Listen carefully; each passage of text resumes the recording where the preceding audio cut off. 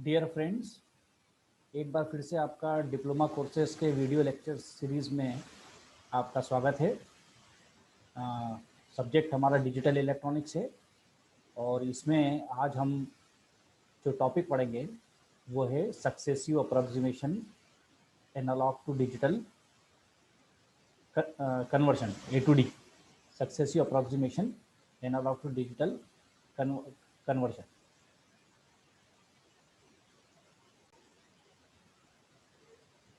मेरा नाम आशीष मंडलोई है। मैं सीनियर लेक्चरर हूँ श्री वैष्णव पॉलिटेक्निक कॉलेज इंदौर में। और इस टॉपिक में इसके पहले हम जो पढ़े हैं वो counter type of analog to digital conversion पढ़ा था। अभी हम जो बात करेंगे वो successive approximation analog to digital converter के बारे में बात करेंगे।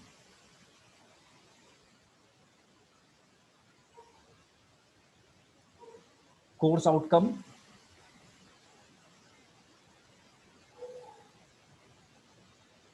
It is demonstrate the functioning of A to D and D to A converters. मतलब हम इस कोर्स में जो पढ़ रहे हैं वो क्या है, ए टू डी और डी टू ए कन्वर्टर्स के बारे में और उनके फंक्शनिंग और इनको डिमॉन्स्ट्रेट करने के बारे में पढ़ रहे हैं। Then learning outcome is draw and explain various operations of analog to digital conversion circuits. मतलब हमें डिफरेंट प्रकार के जो एनालॉग टू डिजिटल कन्वर्टर्स हैं उनके सर्किट डायग्राम्स को ड्रॉ करना है और उनको एक्सप्लेन करना है। Then at the end of the lecture student will be able to first draw the block diagram of successive approximation A to D बोले या ए डी सी बोले, हम यहाँ पर एनालॉग टू डिजिटल कन्वर्टर है ये। तो हम जो स्टूडेंट्स हैं वे ब्लॉक डायग्राम बना पाएंगे इस लेक्चर के बाद। Then they are able to explain the block of successive approximation converter, demonstrate the working of successive approximation converter, analog to digital converter, and next is draw and explain the timing diagram of successive approximation analog to digital converter। इस lecture के बाद वो timing diagram जो है successive approximation method में जो use किया जाता है या यूज़ किया हुआ रहता है वो उसको एक्सप्लेन करने में सब सक्षम रहेगा student, and differentiate between different types of analog to digital converter. इस प्रकार से ये हम पहले देखते हैं व्हाट इज़ एडीसी। वैसे हम पहले बात कर चुके हैं पिछले लेक्चर में, इसलिए हम इसमें ज़्यादा टाइम न देते हुए इसको फास्ट रिव्यू करेंगे कि what is ADC. So an electronic integrated circuit which transforms a signal from analog to digital form। मतलब एक ऐसा सर्किट होता है, इट कैन बी इंटीग्रेटेड। यहाँ पर इंटीग्रेटेड लिखा है, जनरली आज के ज़माने में सब इंटीग्रेटेड ही होता है, जो कि एनालॉग मतलब कंटिन्यूस सिग्नल को डिस्क्रीट और you can say digital form में कन्वर्ट करता है, उसको हम एनालॉग टू डिजिटल कन्वर्टर बोलते हैं। Then why ADC is needed, ये भी हम पहले डिस्कस कर चुके हैं कि एडीसी की कहाँ क्यों जरूरत पड़ती है। So micro processor can only perform complex processing on digitise signals. Micro processor का जो ज़माना है आज का, और जहाँ पर हर जगह माइक्रो प्रोसेसर का यूज़ किया जाता है, तो माइक्रो प्रोसेसर जहाँ पे भी यूज़ करते हैं तो वो डिजिटल पे ही काम करता है, इसलिए हमें एनालॉग सिग्नल से डिजिटल कन्वर्शन की ज़रूरत पड़ती है। एंड डिजिटल सिग्नल्स जो होते हैं वे less susceptible to the noise होते हैं, मतलब नॉइस का इफेक्ट उनके ऊपर कम होता है, इसलिए भी हमारे लिए अच्छा है कि हम डिजिटल में काम करें, इसलिए हमें एनालॉग से डिजिटल कन्वर्शन में काम करने की ज़रूरत होती है। Then analog to digital converter जो होते हैं वो एक लिंक प्रोवाइड करते हैं between analog word and analog word मतलब ट्रांसड्यूसर का जो वर्ल्ड है उसमें, और डिजिटल वर्ल्ड मतलब कंप्यूटराइज्ड जो वर्ल्ड है, इन दोनों के बीच में ये सामंजस्य स्थापित करने का काम करता है एनालॉग टू डिजिटल कन्वर्टर, इसलिए हमें इसकी एनालॉग टू डिजिटल कन्वर्शन की ज़रूरत पड़ती है। देन एप्लीकेशंस ऑफ एडीसी, ये भी हम पिछले लेक्चर में पढ़ चुके हैं, और ऐसे ही छोटा छोटा रिव्यू हम अगले लेक्चर में भी करेंगे जब तक हमारे पास ये जो डिफरेंट टाइप्स ऑफ एडीसी के बारे में पढ़ते रहेंगे तब तक हम इसे डिस्कस करेंगे। सो एप्लीकेशंस क्या हैं इसके, तो आप देखेंगे जहाँ पे भी डिजिटल सिग्नल को प्रोसेस किया जाता है या स्टोर किया जाता है या ट्रांसपोर्ट किया जाता है, तो जनरली हमारे पास अवेलेबल सिग्नल तो एनालॉग होता है, लेकिन जब हम प्रोसेसिंग और स्टोर या ट्रांसपोर्ट करते हैं तो उसको डिजिटल फॉर्म में करते हैं। तो दे एनालॉग सिग्नल जो है, मतलब यहाँ पर हमें इनकी ज़रूरत पड़ती है, एप्लीकेशन पड़ती है कि हम इसको कर सकें, मतलब डिजिटल में ट्रांसफॉर्म करें। अब सम एग्जांपल्स होते हैं, जैसे आप देखिए वो डिजिटल वोल्ट मीटर। तो यहाँ डिजिटल वोल्ट मीटर जो है, भाई वोल्टेज जो है दैट इज़ एनालॉग सिग्नल, और डिजिटल वोल्ट मीटर का यूज़ करके हम मेज़र करते हैं वोल्टेज को। तो हमें डिजिटल टू एनालॉग कन्वर्टर यहाँ यूज़ करना पड़ता है। जैसे सेल फोन्स हैं, थर्मोकपल्स हैं, डिजिटल ऑसिलोस्कोप है, ये यहाँ इन जगहों पे हमें इनकी applications, analog to digital converter की एप्लीकेशंस की जरूरत पड़ती है। Now this is the block diagram of 4 bit. हम जो यहाँ पर बात कर रहे हैं ये 4 बिट सक्सेसिव अप्रोक्सीमेशन की बात कर रहे हैं, successive approximation analog to digital converter की बात कर रहे हैं। इसमें सबसे पहले तो हम इस लाइन को समझे ताकि हम आगे और अच्छे से समझ सकेंगे। सबसे पहले हम तो जो बात कर रहे हैं ब्लॉक डायग्राम है, और you can say circuit diagram है। ये 4 बिट का है, मतलब ये आउटपुट जो हमें मिलेगा, जो डिजिटल आउटपुट जो मिलेगा, हम उसकी जो बात कर रहे हैं वो 4 बिट का आउटपुट की बात कर रहे हैं। यही स्कीम आप है ना 4 से ज़्यादा, यू कैन से 8 बिट और 16 बिट, कितने भी बिट के लिए आप अप्लाई कर सकते हैं। तो बेसिक हम समझने के हिसाब से हम 4 bit successive approximation analog to digital converter की बात कर रहे हैं यहाँ पे। दूसरा यहाँ पर शब्द आ रहा है बार बार, वो आ रहा है सक्सेसिव। सक्सेसिव का क्या मतलब होता है? अगर आपने इसका आप हिंदी मीनिंग देखेंगे तो सक्सेसिव का मतलब होता है कि after regular interval of time, मतलब कंटिन्यूस, धीरे, एक के बाद एक। अप्रोक्सीमेशन मतलब जैसे कोई चीज, क्या अप्रोक्सीमेट बोलते हैं ना हम कि लगभग लगभग। तो सक्सेसिव अप्रोक्सीमेशन हम एक्यूरेसी की तरफ लगभग लगभग क्रमशः बढ़ रहे हैं। इसका पूरा सक्सेसिव अप्रोक्सीमेशन को अगर आप हिंदी में समझने की कोशिश करेंगे तो उसका ये सबसे बढ़िया सेंटेंस लगता है मुझे कि हम एक्यूरेट वैल्यू की तरफ लगभग लगभग क्रमशः बढ़ रहे हैं, है ना। तो ये इसका हिंदी का फुल फॉर्म है, सक्सेसिव अप्रोक्सीमेशन। और एनालॉग एडीसी मतलब एनालॉग टू डिजिटल कन्वर्टर। अब इसका जो ब्लॉक डायग्राम है वो इस प्रकार का है।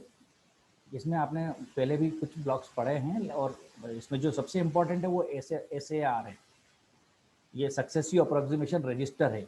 ये अपन इसको बाद में देखते हैं। ये एक कंपेरेटर है ना, जिसका काम कंपैरिजन करने का होता है between these two input terminals, non inverting and inverting, ठीक है। देन ये सैंपल एंड होल्ड है। सैंपल एंड होल्ड ऐसी, अगर आप यहाँ पर एनालॉग सिग्नल लगा रहे हैं जो कंटिन्यूस वेरी कर रहा है, तो हमें इसका एक सैंपल लेना पड़ेगा, ताकि वो सैंपल जो लेंगे वो यहाँ पर होल्ड रहेगा। जैसे मान लो यहाँ पर ये वेरी कर रहा है 0 to 16 वोल्ट, इनपुट में आपका वेरी हो रहा है 0 to 16 वोल्ट फॉर एग्जांपल। लेकिन अब चूंकि कंटिन्यूस वेरी हो रहा है तो हम किसी भी एक इंस्टेंट पे ये बोलने में सक्षम नहीं है कि इस इंस्टेंट पे ये वैल्यू है ना। तो हम किस इंस्टेंट, जिस इंस्टेंट पे हमें वैल्यू जो प्रेजेंट है यहाँ पे, उसका अगर एनालॉग से डिजिटल कन्वर्शन करना है तो हम वो वैल्यू को उस इंस्टेंट पे यहाँ से सैंपल करेंगे, और ये सर्किट क्या करेगा, उसको होल्ड करके रखेगा। मतलब वो वैल्यू जो इसने एक बार सैंपल किया, वो सैंपल करने के बाद इसको कंटिन्यूस, जब तक कि उसका एनालॉग से डिजिटल कन्वर्शन में जितना भी टाइम लगता है, वो कंटिन्यूस जितना भी टाइम लगता है उतना टाइम तक इसको यहाँ पर होल्ड करके रखेगा, तभी ये कन्वर्शन कर पाएगा। अदरवाइज आप यहाँ वेरी होता रहेगा तो आपको फाइनल आउटपुट मिलना संभव नहीं होगा, या एक्यूरेट आउटपुट नहीं मिल पाएगा। So this is the work of sample and hold. This is the work of comparator which compares. ACR को हम अभी डिटेल में समझते हैं। एंड DAC इसके बारे में आप पहले भी पढ़ चुके हो। ये डिजिटल टू एनालॉग कन्वर्टर है।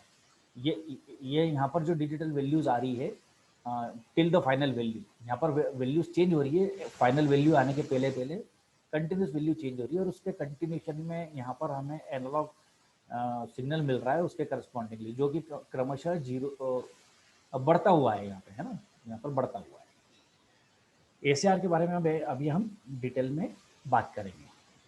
और यही ACR मतलब यू कैन से ये पूरा सर्किट डायग्राम में पूरा जो वर्किंग है वो सक्सेसिव अप्रोक्सीमेशन नाम इस ACR के कारण ही पड़ा हुआ है, सक्सेसिव अप्रोक्सीमेशन रजिस्टर। ये इसके अंदर ये जो बॉक्स दिख रहा है आपको, इस बॉक्स के अंदर बहुत सारे रजिस्टर्स हैं और वो रजिस्टर्स के कॉम्बिनेशन से यहाँ पर हमें डिफरेंट आउटपुट्स मिलते हैं, है ना। अब वो क्या होते हैं वो अभी हम देखते हैं।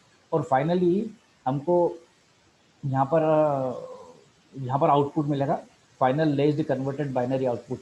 मतलब यहाँ पर जब फुल्ली कन्वर्शन हो चुका रहेगा तो यहाँ पर हम लैच करके, लैच हम पढ़ चुके हैं पिछले क्लासेस में, तो यहाँ पर हम उसको लैच कर देंगे। तो लैच करने के बाद हमें जो फाइनली बाइनरी आउटपुट मिलेगा वो हमारा एनालॉग से डिजिटल कन्वर्टेड वैल्यू जो हमें चाहिए वो मिलेगी, ठीक है।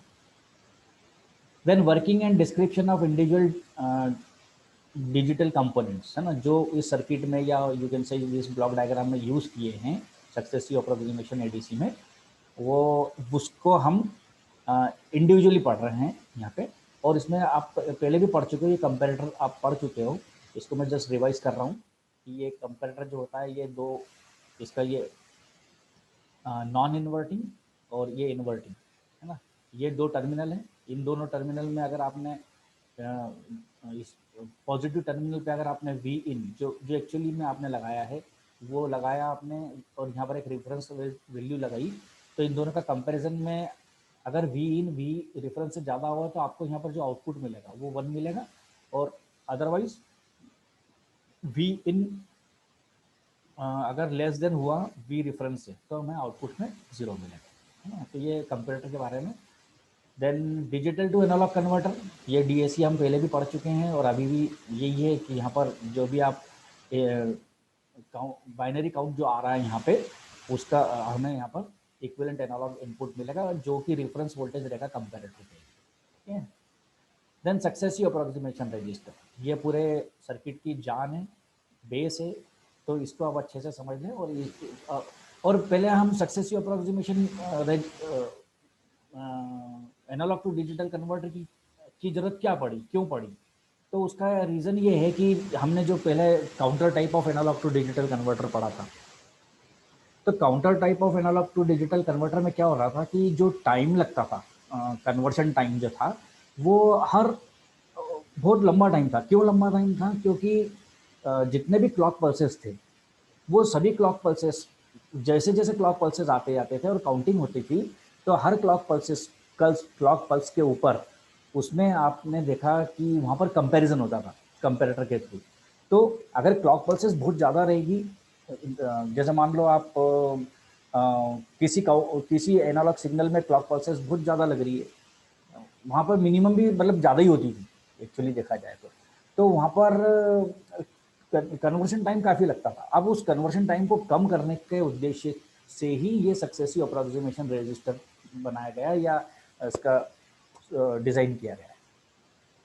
अब इसमें क्लॉक एक्चुअली हो क्या रहा है, मेन चीज़ ये है कि जितने ज़्यादा number of times of comparison होगा, कंपैरिजन जितना टाइम होगा जितना ज़्यादा होगा कन्वर्शन टाइम उतना ज़्यादा लगेगा, और कंपैरिजन जितना कम होगा उतना कन्वर्शन टाइम कम लगेगा।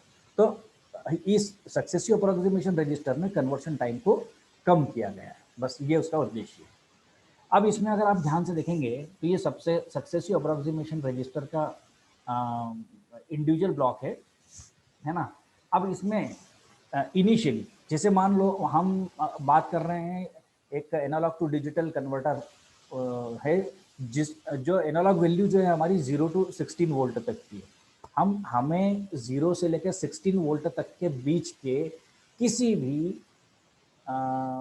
यू कैन से किसी भी इंस्टेंट का डिजिटल कन्वर्शन करना है, ठीक है, ये हमारा उद्देश्य है, ठीक है।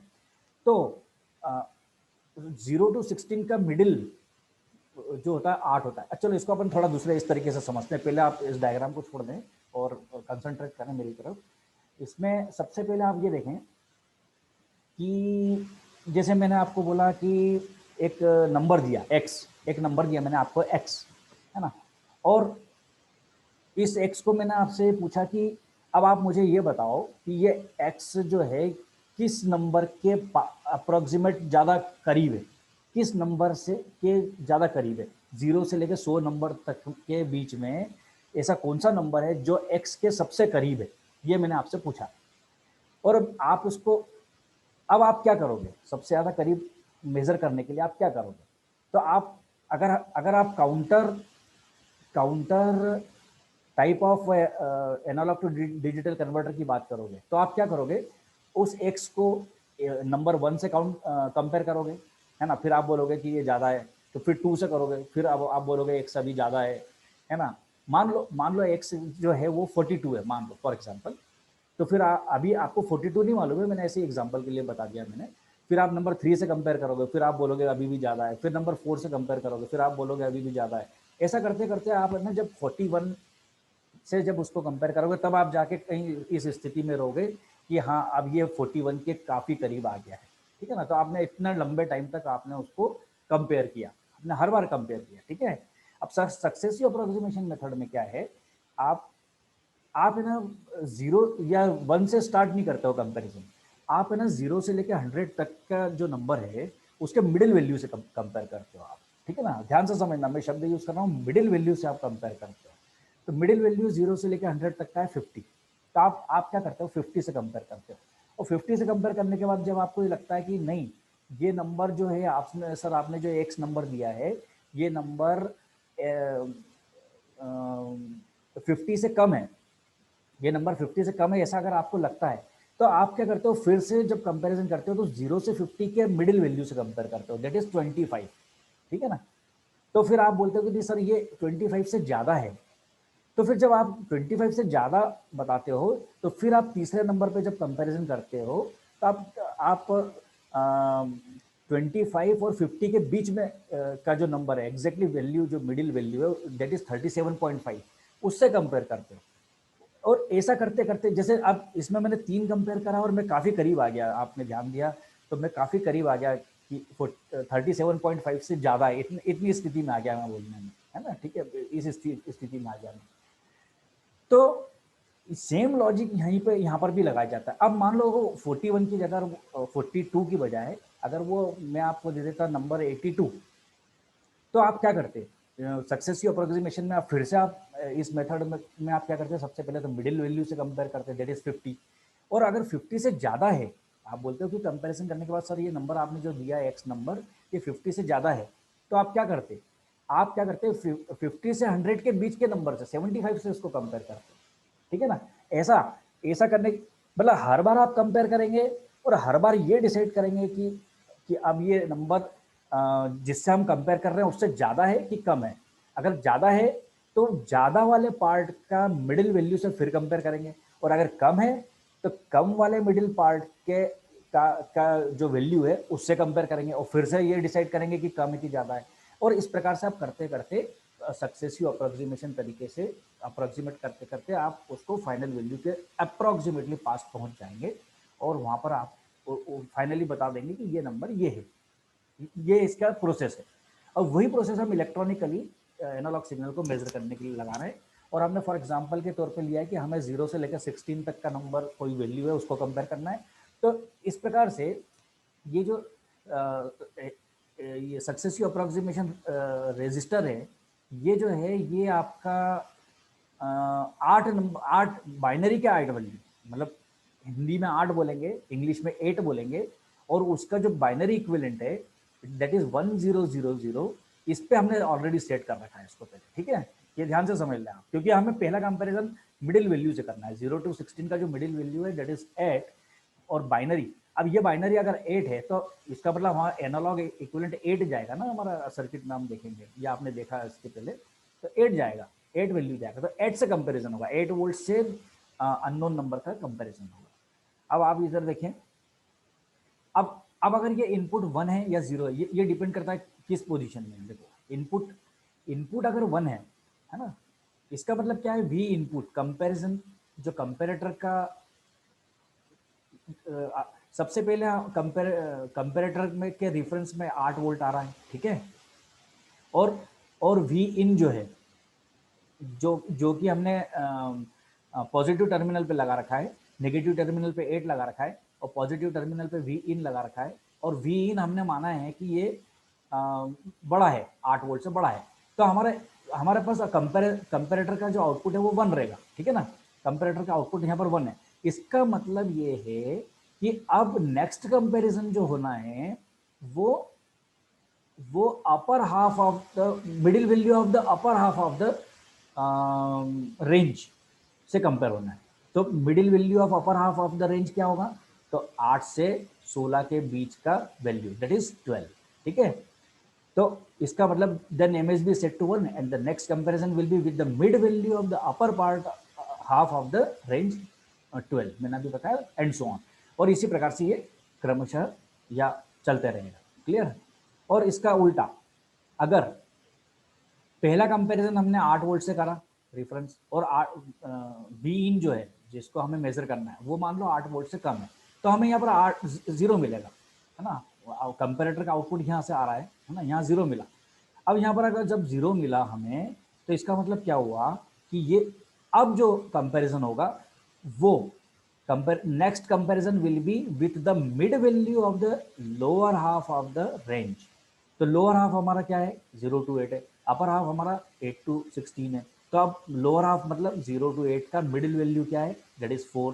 तो हमारा 0100 से कंपैरिजन होगा। तो ये जो SAR रजिस्टर है, सक्सेसिव अप्रोक्सीमेशन रजिस्टर है, ये क्या करता है, डिपेंडिंग अपॉन कि इसके इनपुट में 1 आया कि 0 आया, ये जिस भी स्थिति में रहता है उसके, जैसे मान लो पहले केस में बता दूं एग्जांपल के तौर पे, तो मैं दूसरे केसेस को अपने आप इमेजिन कर पाओगे आप। अगर यहाँ पर 1 आएगा तो यहाँ पर नेक्स्ट केस नेक्स्ट जो SAR का आउटपुट रहेगा वो 1100 रहेगा, और अगर यहाँ पर 0 रहेगा तो यहाँ पर जो SAR का आउटपुट है वो क्या रहेगा, 0106 रहेगा। इसके बाद फिर से ये एक कंपैरिजन होने के बाद अगेन यहाँ पर ये चेक करेगा SAR जो है यहाँ पर डिपेंडिंग अपॉन 1 आ रहा है कि 0 आ रहा है, यहाँ पर यहाँ की जो वैल्यूज को चेंज करता रहेगा, ठीक है। इस प्रकार से ये रजिस्टर काम करेगा। Then working of successive approximation. अब अगर आपको वो चीज़ समझ में आ गई है, सक्सेसिव अप्रोक्सीमेशन रजिस्टर, तो आपको पूरा वर्किंग ही समझ में आ जाएगा ऑलमोस्ट। फिर भी एक बार हम अच्छी और दूसरे प्रकार के डायग्राम से देख लेते हैं। ये जो है हमारा सक्सेसिव अप्रोक्सीमेशन का जो ब्लॉक डायग्राम है वो है, यहाँ पर मैंने रिपीट किया इसको।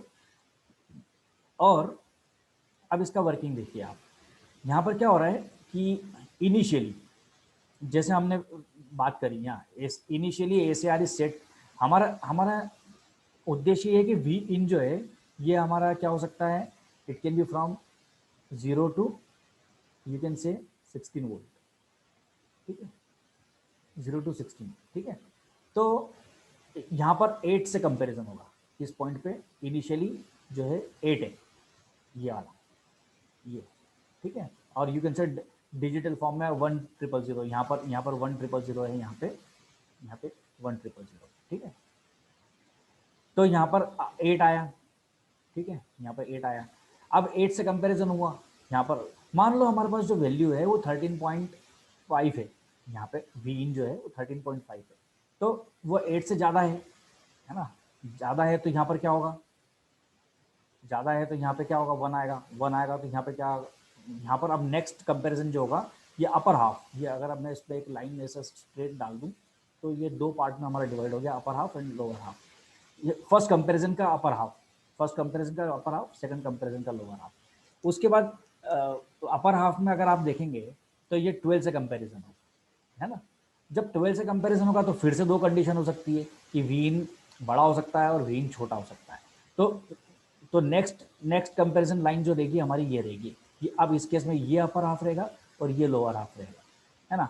और अगर पहले कंपैरिजन में हमारा ये वैल्यू जो है वी इन जो है वो छोटा रहा, मतलब इससे रेफरेंस से स्मॉल है, तो हमारा ये इस रेंज में आएगा और हमारा कंपैरिजन जो होगा वो 4 वोल्ट से होगा, ठीक है। और 4 वोल्ट से कंपैरिजन होने के बाद फिर से बड़ा हो सकता है या छोटा हो सकता है।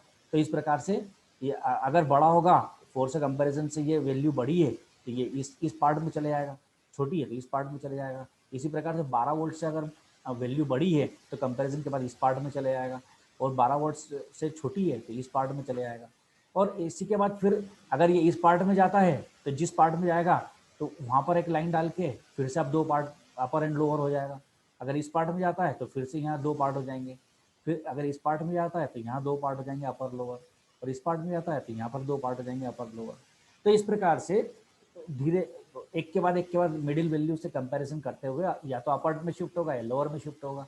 ऐसा करते करते फाइनली आपको जो है यहाँ पर एक जो जितने जितने भी टाइम ऑफ कंपैरिजन करना है, अगर यहाँ पर 4 बीट है तो 4 बार कंपैरिजन होगा, और 4 बार कंपैरिजन होने के बाद हर कंपैरिजन में एक चीज़ और बताना रह गया, मैं भूल गया, मैं वापस से आप देख लो कि जब भी कंपैरिजन हो रहा है और अगर अगर हमें 4 बिट में आउटपुट चाहिए, हम पहले बात कर चुके हैं कि हमारा जो सक्सेसिव अप्रोक्सीमेशन जो एनालॉग टू डिजिटल कन्वर्टर है वो क्या है 4 बिट का है, हम पहले एग्जांपल ले चुके हैं। मतलब तो जब भी हमारा जैसे पहला कंपैरिजन हुआ, पहले कंपैरिजन के बाद अगर ये फर्स्ट हाफ में जाता है, फर्स्ट हाफ में जाता है मतलब वी इन अगर वी रेफरेंस से बड़ा है तो अब तो ये जो है ये सेट हो जाएगा हमारा अपर मोस्ट बिट जो है 4 बिट का जो अपर मोस्ट बिट जो है वो हमारा सेट हो जाएगा 1 पे, अदरवाइज वो सेट हो जाएगा 0 पे।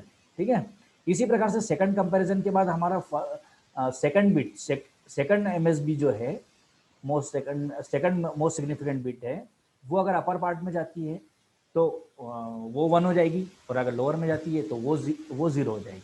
इसी प्रकार से नेक्स्ट बिट्स भी हमारी सेट या रिसेट डिपेंडिंग कि वो जिस समय कंपैरिजन हो रहा है वो उसमें उसके हायर साइड में हो रहा है कि उसके लोअर साइड में जा रहा है, उस पर डिपेंड करते हुए इस प्रकार से हमें बिट्स कंप्लीट होती चली जाएगी। ठीक है, ओके फाइन। नेक्स्ट आगे देखते हैं अपन। Then there is a timing diagram with V in मैंने 13.5 लिया मैंने यहाँ पे। अब ये टाइमिंग डायग्राम देखिए आप कैसे क्या बताता है। ये मान लो कि हमारा ये जो ये इनपुट है ये इस पॉइंट पे ये फॉर एग्जांपल 13.5 है। ठीक है, 13.5 है तो सबसे पहला कंपैरिजन इस 13.5 का ये क्या है हमारा वी इन है, और पहला रेफरेंस जो रहेगा हमारा ये रहेगा, ये पॉइंट अगर आप देखते हो यहाँ पे ये रहेगा। तो 8 से 13.5 का कंपैरिजन हुआ। अब इनका कंपैरिजन होने के बाद क्या हुआ, ये वी इन जो है ज़्यादा है, रेफरेंस से ज़्यादा है तो यहाँ पर बिट सेट हो गई, D3 जो बिट है हमारी वो हमारी 1 सेट हो गई। ठीक है, 1 सेट हो गई, और ज़्यादा होने के कारण क्या ये अपर साइड में गया, अपर साइड में गया तो अगर आप यहाँ ध्यान से देखेंगे तो ये यहाँ से यहाँ तक अगर आप लाइन स्ट्रेट डालेंगे तो ये ऑलमोस्ट 12 ऑलमोस्ट नहीं पक्के में 12 ही रहेगा, ये 12 से कंपैरिजन होगा यहाँ पर। ठीक है, 12 वोल्ट से 12 वोल्ट से कंपैरिजन जब इसका हुआ इस पॉइंट का इधर, तो फिर से ये देखने में आया कि अभी भी वी इन ज़्यादा है, वी इन ज़्यादा है तो फिर से ये यहाँ पर ये जो D1 बिट है ये आपकी 1 हो गई। ठीक है, फिर हम यहाँ इस पॉइंट पे आए, यहाँ पर फिर से कंपैरिजन हुआ, कंपैरिजन होने के बाद अभी भी आपने यहाँ पर देखा इस पॉइंट पे जब कंपैरिजन हो रहा है ये यहाँ पर यहाँ कंपैरिजन हुआ तो ये वैल्यू अभी जो है आपकी यहाँ ये सॉरी ये कंपैरिजन वाला क्या रहेगा 14 रहेगा ना, क्योंकि 12 में अगर हम 12 प्लस 16 मतलब ये यहाँ ये जो पॉइंट है इससे कंपैरिजन होगा, ये जो पॉइंट है ये कितना है 14 है, ये हमारा कितना है 14 है। ठीक है, ये 14 है तो 14 से कम है ये। ठीक है ना, 14 से वीन जो है वो कम है, रेफरेंस से कम है, तो ये हमारा क्या हुआ यहाँ पे 0 सेट हो गया। इस प्रकार से आगे जैसे जैसे बढ़ते जाएंगे और हमारा लास्ट बिट जो है D0 इक्वल टू 1 हो गया, तो इसका मतलब 13.5 का डिजिटल वैल्यू हमें 1101 ये मिल गई। ठीक है, तो इस प्रकार से ये आप देख सकते हैं, समझ सकते हैं। तो ये दोस्तों ये तो ख़त्म होता है हमारा जो वर्किंग है और उसका जो सर्किट डायग्राम है।